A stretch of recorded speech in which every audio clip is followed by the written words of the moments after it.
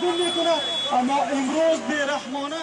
د بغلان ولایت په مرکز پلی خمري کې مدني فعالانو او د دې ولایت اوسیدونکو د ولاریون په ترڅ کې د جګړې په ښکیلو اړخونو او په ځانګړي ډول په طالبانو غږ وکړ چې نور د جګړې بس کړي او په خپلو کې د سوله وکړي. مدني فعالانو د یو پریکړلیک په لوستلو سره په طالبانو غږ وکړ چې د سولې اساسي او مهم وړاندینی شرط اوربند او د جګړې پای دی چې باید دواړه لوري افغان حکومت او طالبان اوربند په ځان ومني او جنگ بس کړي. بناهن با درک این واقعیت که جنگ سبب بدبختی و ویرانی کشور ما گردیده است، ما اشتراک کنندگان این حرکت با اتفاق آرا به موارد ذیل تاکید می‌داریم. اول از آن جایی که صلح نعمت الهی گفته شده، بناهن گروه طالبان با توجه به این امر به جنگ در کشور نقطه پایان گذاشته تا صلح و ثبات دائمی در افغانستان تامین گردد.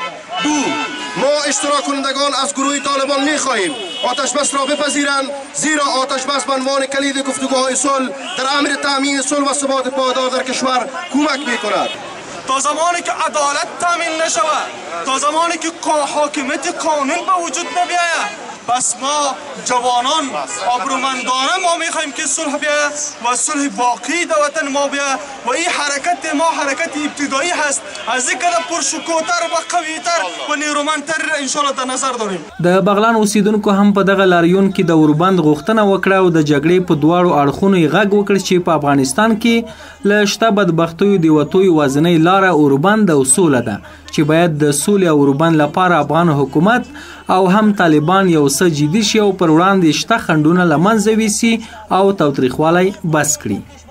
تشنه صلح هستند. ما از نیروهایی که با دولت و مردم در چند دهه جنگ در افغانستان درگیر بودند و مردم را به سطوح آوردند، از آنها می‌خواهیم که تمام سلاح‌هایشان را به خاطر حفظ منافع ملیشان کنار بگذارند و در آغوش دولت و مردمشان قرار بگیرند. خواست جوانای بغلان از طرف‌های درگیر این است که بیاین بخوایم صلح بکنن، در میز مناظره بشینن و یک صلح و تفاهم بین الافغانی باشد تا باشد ملت ما، مردم ما و میهن ما از این جنگ و بدبختی نجات پیدا بکند. کاری ما خواهش میکنیم که دیگه در وطن ما جنگ نکنیم. جنگ ما رو در رکود قرار داده، جنگ ما رو از همه ابتکارات باز مانده، جنگ ما رو شکست داده. د بغلان اوسیدونکو وایي چې سولې ته ټول خلک تر هر څه زیات ضرورت لري او باید دواړه لوري د خلکو دغه غوښتنې په ځان ومني او جګړې بس کړي.